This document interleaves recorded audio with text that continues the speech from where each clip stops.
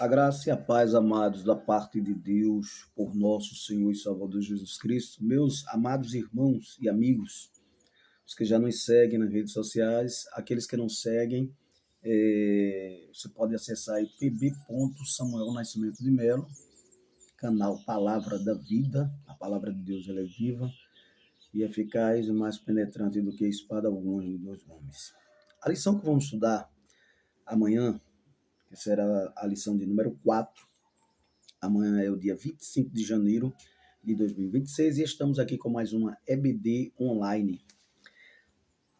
O tema da lição é a paternidade divina. Mas que paternidade é essa? Como vamos identificar essa questão dessa paternidade divina? Teria Deus criado Jesus e o Espírito Santo? De forma alguma. Vamos explicar para vocês como se procede e a etimologia dessa palavra. O texto áureo da gente nos diz assim: e vimos e testificamos que o Pai enviou seu Filho para Salvador do mundo, conforme 1 João, capítulo 4, e o verso 14. A verdade prática da nossa lição nos diz assim: a paternidade de Deus é revelada no Filho, no envio do Filho, e na concessão do Espírito, confirmando nossa filiação e aperfeiçoando-nos no amor.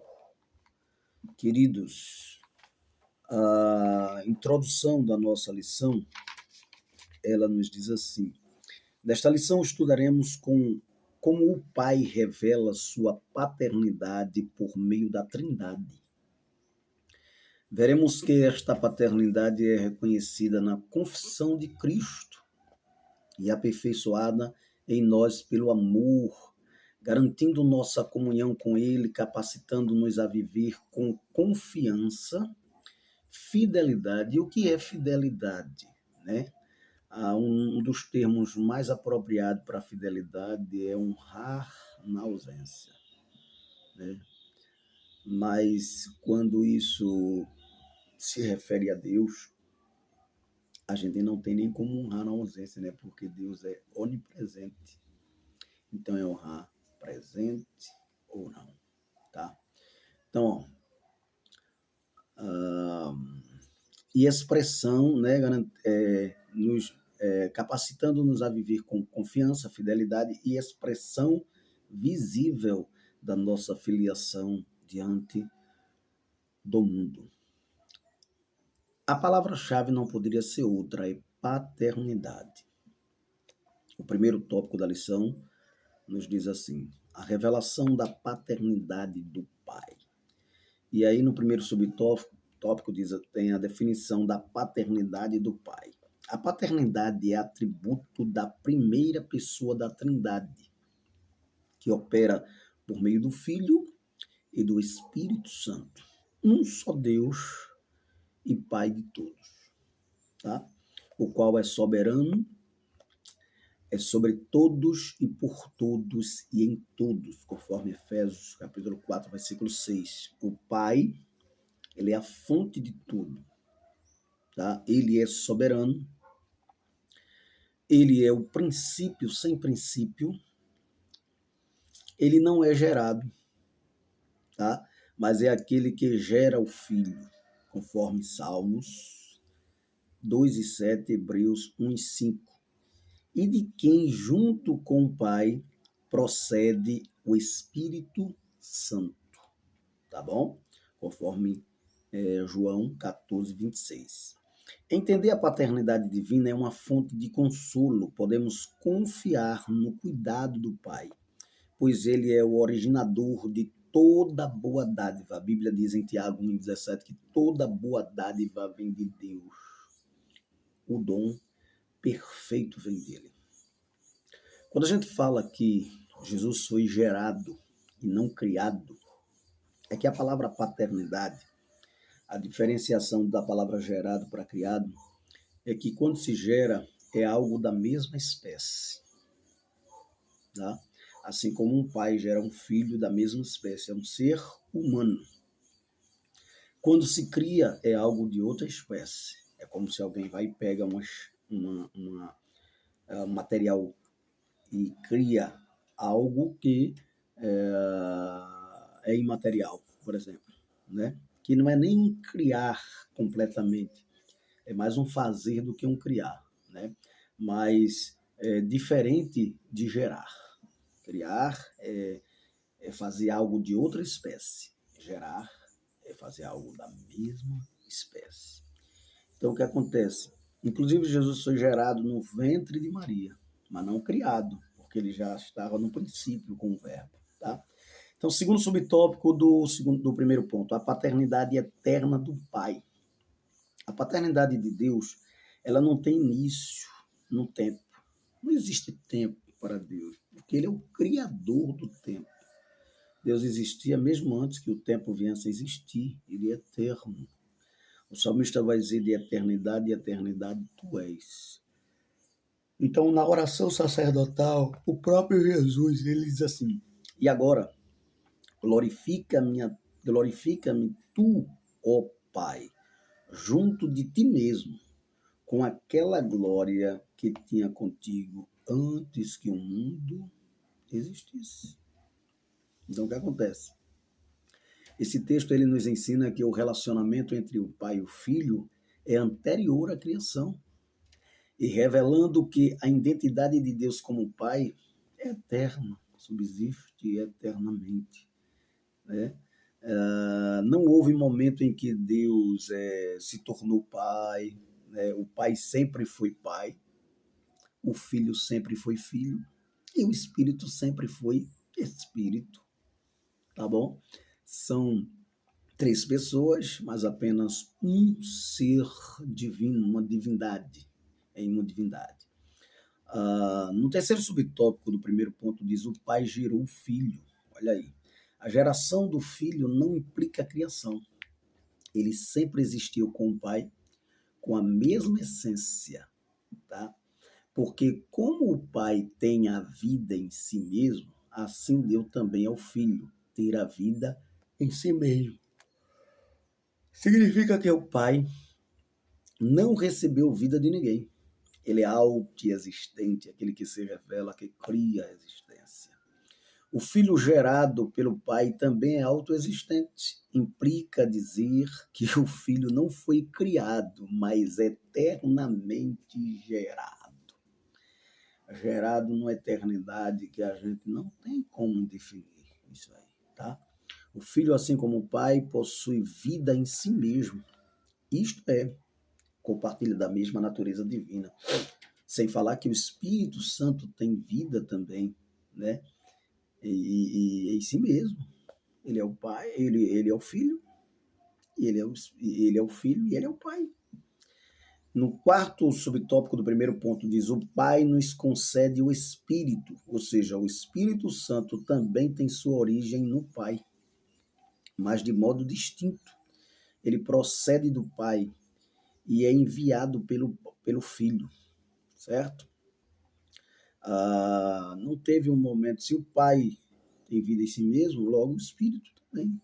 Saber que o Espírito Santo procede do Pai e do Filho é muito mais do que um detalhe teológico, preste bem atenção.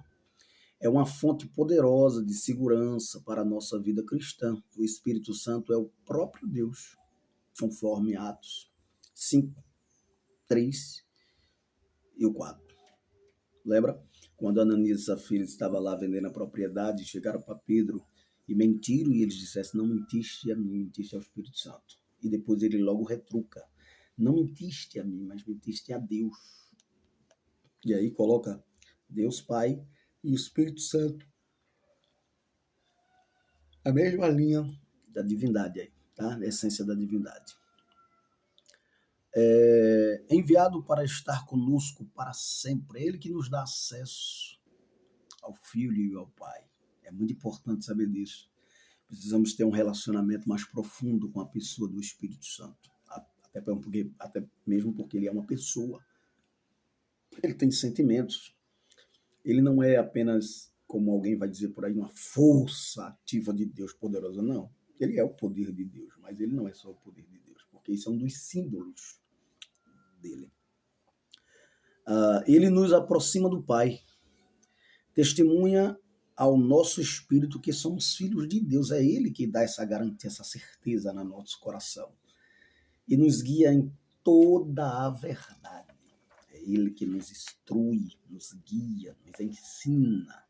Né? É importante saber disso. E é importante termos um relacionamento mais íntimo com essa terceira pessoa da Trindade chamada Espírito Santo. Tá? A gente vai observar aqui também no segundo tópico, né, que diz assim, reconhecendo a paternidade do Pai. Como a gente faz para reconhecer essa paternidade do Pai?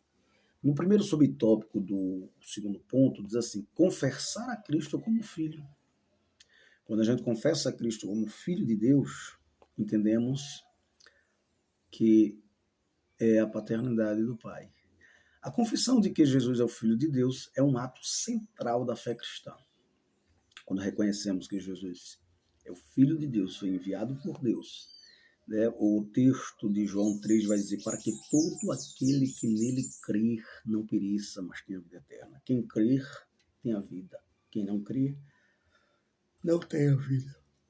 Qualquer que confessar que Jesus é o Filho de Deus, Deus está nele e ele em Deus, conforme 1 João 4,15.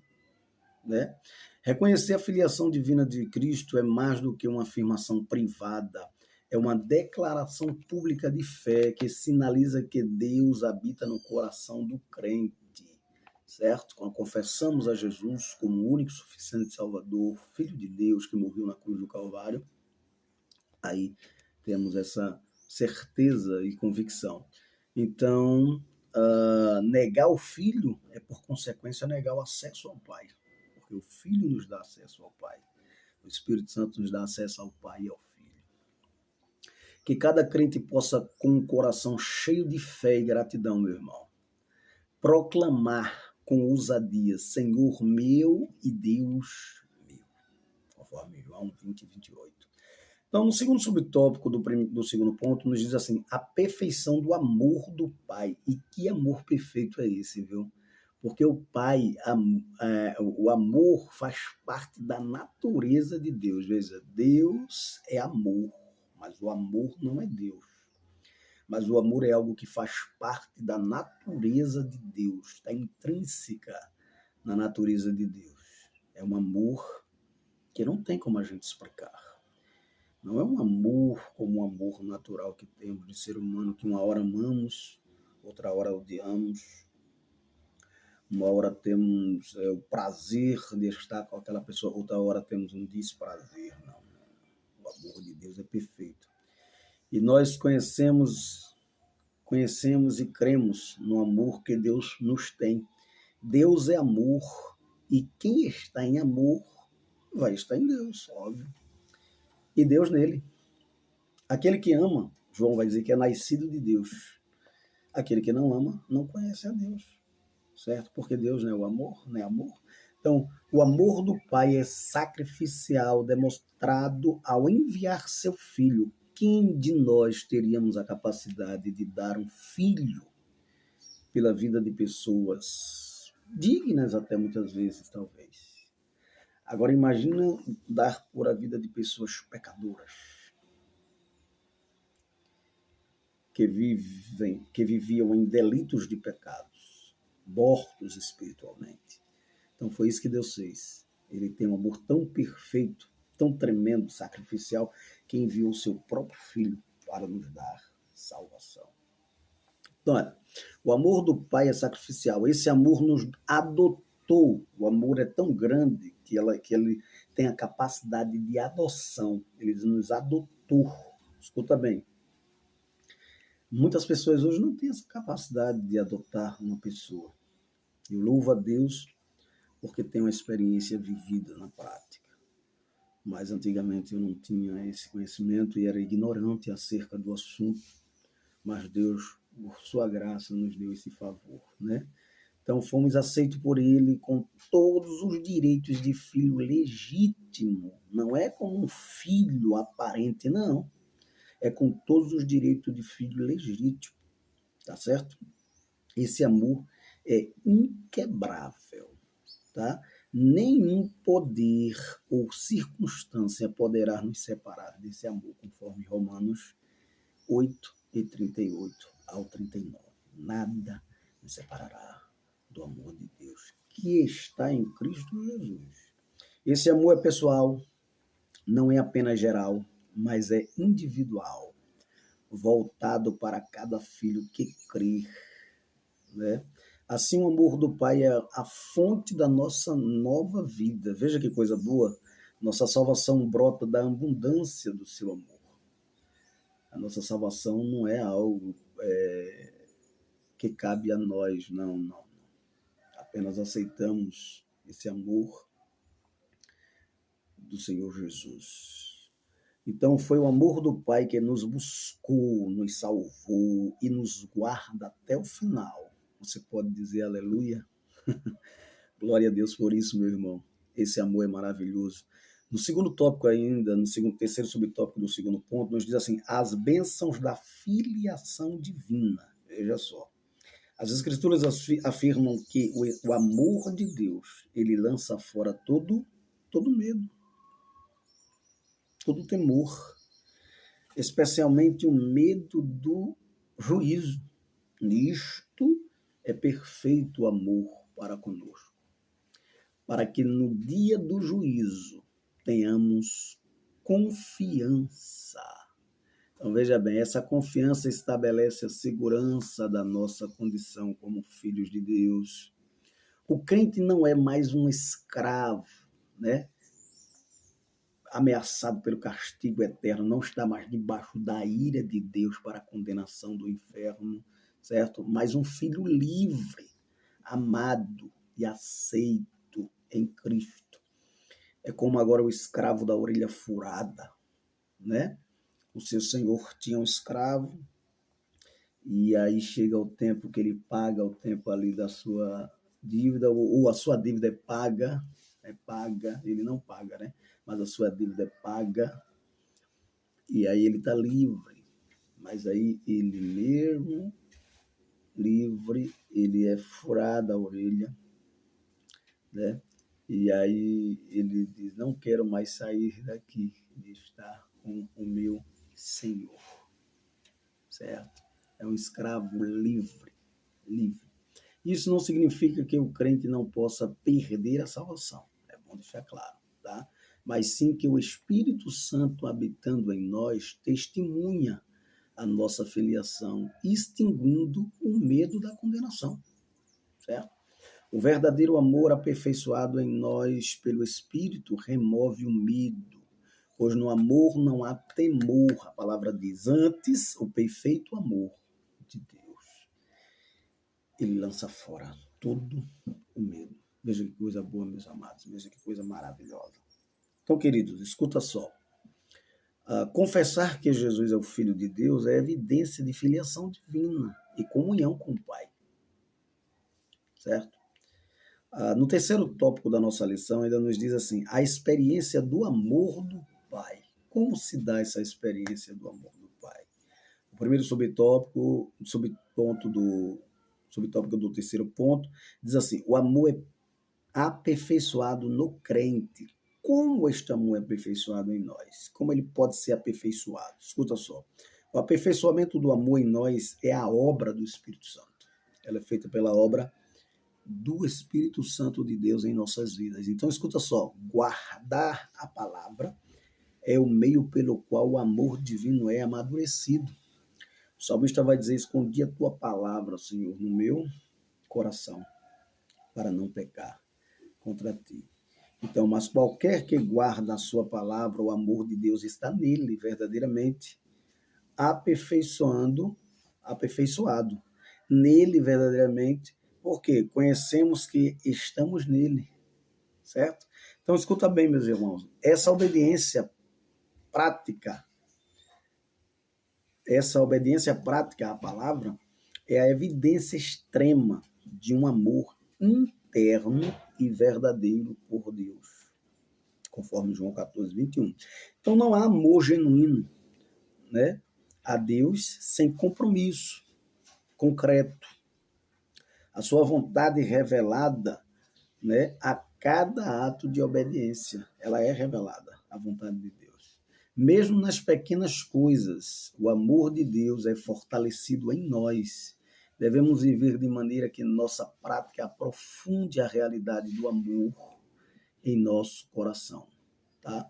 Portanto, refletir Deus no mundo é estar sendo aperfeiçoado no amor. O amor é a marca dos filhos de Deus. Conforme o segundo tópico do terceiro ponto, vai dizer que o amor ele é a marca dos filhos de Deus. Se você vê uma pessoa que vive em amor, que anda em amor, que pratica o amor, ele é um filho de Deus. Filho de Deus. É diferente de pessoas que não andam em amor. Até mesmo porque o amor é a primeira virtude, né, do fruto do Espírito, é o maior dom. Não tem maior. Né? E contra o fruto do Espírito não há lei. Não há lei. É por isso que Jesus dá aquela lição, aquele doutor, né, da lei, que pergunta ao Senhor, quem é o meu próximo? E aí Jesus conta a parábola do bom samaritano, né, fazendo aquela diferença, ele achando que Jesus dizia que todo o próximo dele era apenas o judeu. E Jesus vai demonstrar que o próximo dele é todo aquele que precisar dele. Então ninguém jamais viu a Deus. Se nós amarmos uns aos outros, Deus está em nós. E em nós é perfeito o seu amor. A gente vê Deus através do amor. Deus é invisível, mas seu amor se torna visível, certo? A humanidade, quando os cristãos vivem em amor mútuo, certo? Ele me ama e eu amo ele, nós nos amamos. Quem ama, de fato, revela que conhece a Deus. É diferente da pessoa que não ama, que vive com o coração cheio de ódio, né? Cheio de revoltas. É difícil, né? Pessoas amargas. Então, logo o amor torna real a presença de Deus, aqueles que ainda não o conhecem.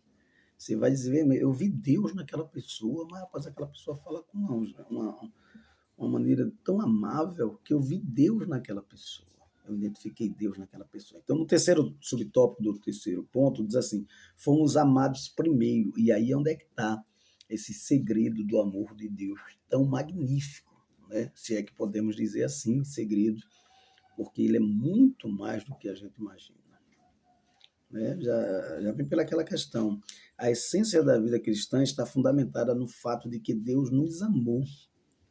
Nós o amamos porque ele nos amou primeiro, conforme 1 João 4,19. Mas se ele não tivesse nos amado primeiro, será que nós amaríamos? Tem pessoas que ele ama e ela ainda não reconhece esse amor, né? Despreza esse amor, não valoriza, não reconhece esse amor, não dá credibilidade a esse amor.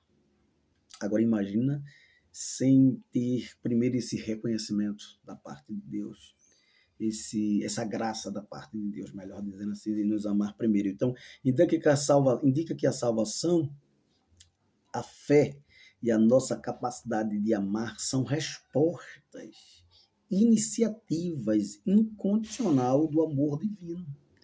Independente dessa resposta, o amor divino está lá. 1 João 4,10. Então, em vista disso, fomos amados antes de qualquer mérito, antes de qualquer movimento pessoal em direção a Deus. Fomos amados no pior estado possível, em pecados, e recebidos como filhos em Jesus, conforme Romanos 5,8, Efésios 1,5. Estávamos mortos em delitos de pecados. Num lamaçal de pecados, espiritualmente apagados.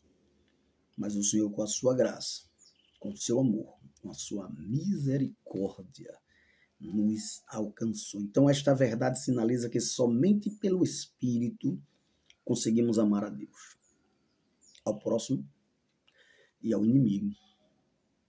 Porque amar a quem nos ama é até fácil, mas amar a quem nos odeia é difícil.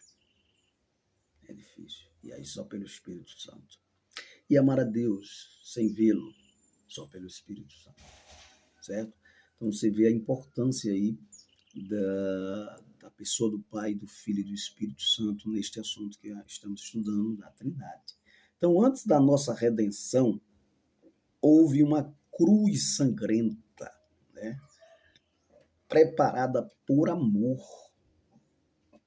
Parece contraditório o Pai enviar o próprio Filho em sacrifício por amor de nós, pessoas pobres, miseráveis, injustas, desonestas.